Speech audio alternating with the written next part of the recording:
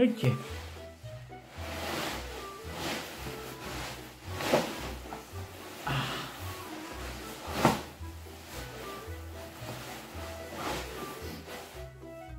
Silent Hill. Une saga énorme, n'est-ce pas?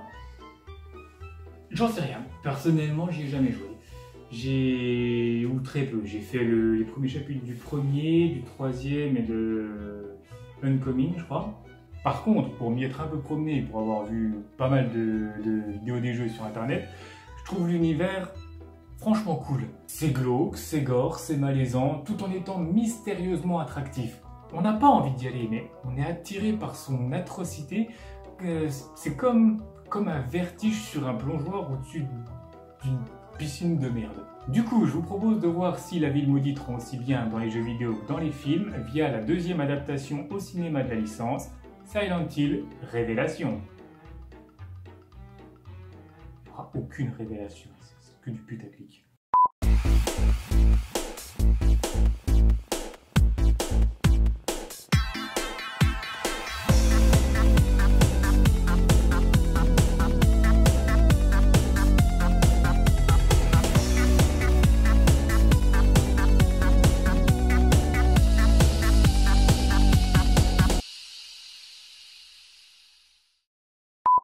Le film commence sur le personnage principal du film, Heather, qui court dans un parc d'attractions abandonné.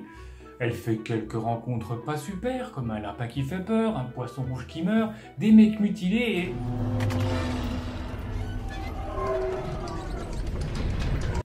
Pyramid Head qui est devenu forain. Attends, ça fait 30 secondes de film et j'ai déjà l'impression d'avoir loupé un truc. Dans le premier film, Pyramid Head, c'était le bourreau impressionnant que tout le monde fuyait. Et maintenant, il... Mais ce soir, il fait chaud et je vous rafraîchis avec la vitesse maximale du manège. Ok, même pour du Silent Hill, c'est bizarre. Mais en fait, ça s'explique parce que tout ça, c'était qu'un rêve. Chérie, tout va bien. Dans un rêve. Dans un autre rêve. Dans un autre rêve.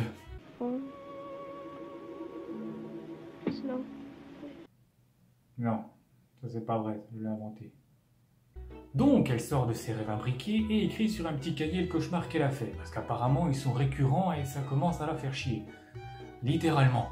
Oh Heather, t'as encore chié dans le... Non, stop. Cette blague est trop facile, on va pas la faire. Elle commence à trouver ça vraiment bizarre et dérangeant, quand tout à coup...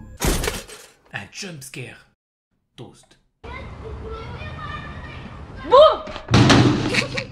On apprend dans la scène suivante que cette Heather, c'est Sharon, la petite fille du premier film. Elle a réussi à s'échapper de Silent Hill grâce à sa mère, qui a obtenu le pouvoir de communiquer à travers les dimensions grâce à des miroirs et qui peut invoquer des objets magiques pour téléporter les gens.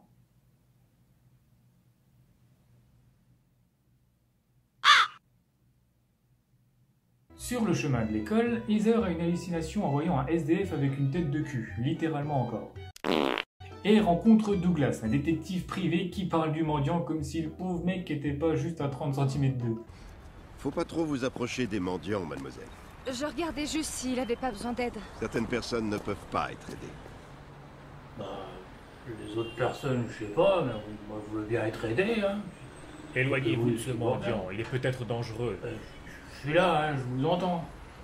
Il risque de vous mordre et de vous donner des maladies. Attention quand même, ça peut être blessant ce que vous dites. En plus, il pue et il est vieux. Bon, c'est pas sympa ça. Heather passe ensuite une journée mouvementée de diverses hallucinations venues de Silent Hill.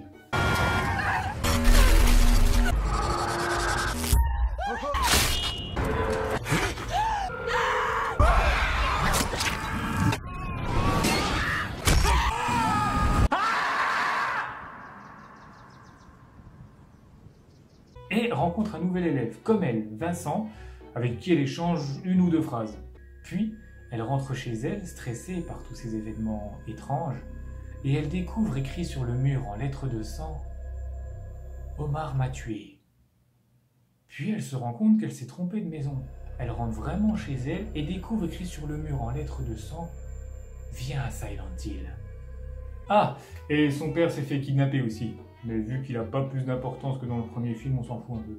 Elle part donc pour la ville maudite en compagnie de Vincent, parce qu'ils se sont parlé 3 fois en tout, parce qu'elle a des hallucinations délirantes, parce qu'elle est poursuivie par la police, et parce que son père s'est fait enlever. Il n'y a aucun souci pour suivre cette charmante inconnue, j'aurais fait pareil.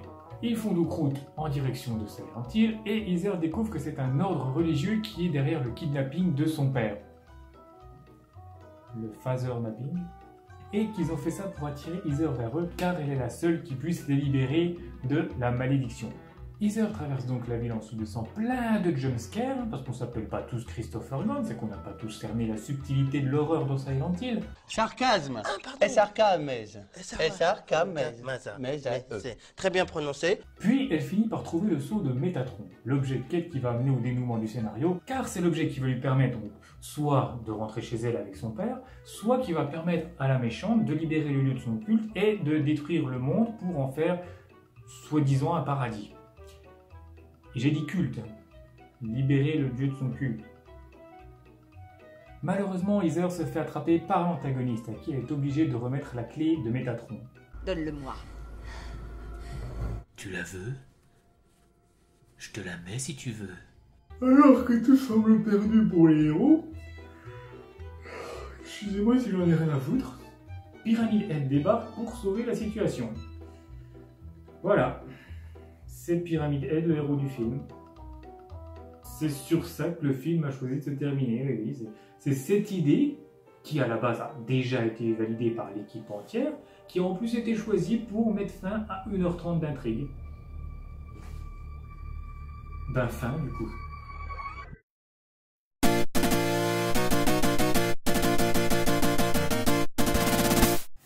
Qu'est-ce que j'en ai pensé? La ville de Silent Hill est très belle, au moins autant que dans le premier film. L'atmosphère y est lourde et stressante, ça on peut pas le reprocher. Je mets aussi un bon point pour la musique et certains monstres sont réussis.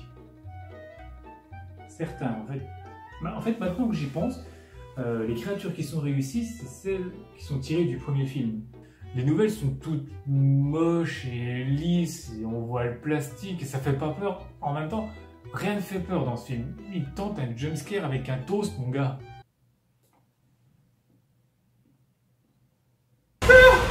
Le film part en roue libre de la deuxième scène. Et si on y regarde d'un peu plus près, tout ce qui fonctionne dans le film, c'est les trucs pompés dans le premier. Les décors, la bande-son, les monstres. Je coupe du saucisson à viser. Tout ce qu'ils ont pris l'initiative d'ajouter eux-mêmes pue la merde. C'est un film qui fait des efforts pour proposer de la nouveauté, mais c'est raté et du coup, il se repose paresseusement sur les acquis de son aîné pour s'en sortir. Voilà. Il y avait une analyse plus poussée derrière cette phrase, mais je trouvais que ça faisait un peu trop monsieur je sais tout, donc je l'ai enlevé. Et maintenant, il faut juste combler quelques secondes de vide avant la transition. Ah, ça y est, c'est fini.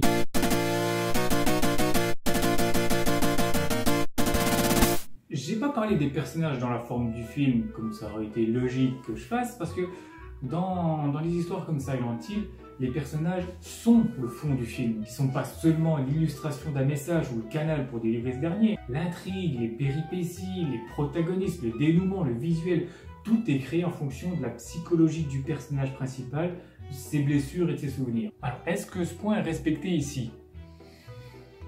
Oui, oui. Si on considère que les personnages ont le charisme d'une huître, on peut dire que ce qui se passe dans le film représente bien ce qui se passe dans leur tête. C'est vide et sans surprise. Pourtant, les acteurs jouent plutôt bien, mais ici on a du mal à les cerner. Prenez l'héroïne principale. Bon, on essaye de nous faire ressentir de l'empathie pour elle, de la plaindre, etc. Alors que toutes les 2 minutes, on nous montre que c'est qu'une connasse. On lui demande de se présenter en cours, elle envoie chier tout le monde. Une fille se fait capturer juste sous son nez, elle s'en bat la race, elle continue sa route. Son pote qui s'est sacrifié pour elle est en danger, elle en profite pour lui faire du chantage. Mon Dieu, tu es la reine des salopes. Le monde qui nous est proposé ici ressemble à celui de Silent Hill, mais pas pour les bonnes raisons. Cela dit, concernant la trame de fond, ça va. On est assez proche du scénario du 3e jeu. malgré quelques libertés prises par le film qui foutent en l'air son propre scénario. C'est un peu couillon, oui. Par exemple, dans le jeu, Vincent n'est pas le fils de Claudia et il se tape pas Heather. Ils ont voulu rajouter ça dans le film pour faire un genre de romance forcée hollywoodienne à deux balles, gna gna gna gna. Mais, là où ils sont cons, c'est que selon le scénar du premier film où il est censé être la suite fidèle, Vincent embrasse Heather. Vincent est le fils de Claudia. Claudia est la sœur de Dahlia. Dahlia est la mère d'Alessa. Alessa est Sharon. Et donc Sharon est Heather. Ce qui fait que ces deux-là sont cousins. Yeah! Bien joué, film. Tu viens de promouvoir l'inceste.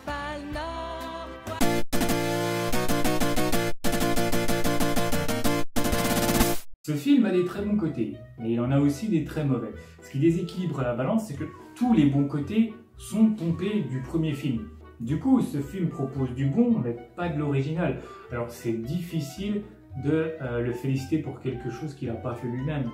Ce film est regardable, quoi qu'il en soit, et les idées proposées ne sont pas si nulles que ça. Elles plairont à certains et pas à d'autres. Par exemple, j'ai lu sur internet que le monstre araignée mannequin de mes deux là, avait pas mal emballé le public. Alors que moi...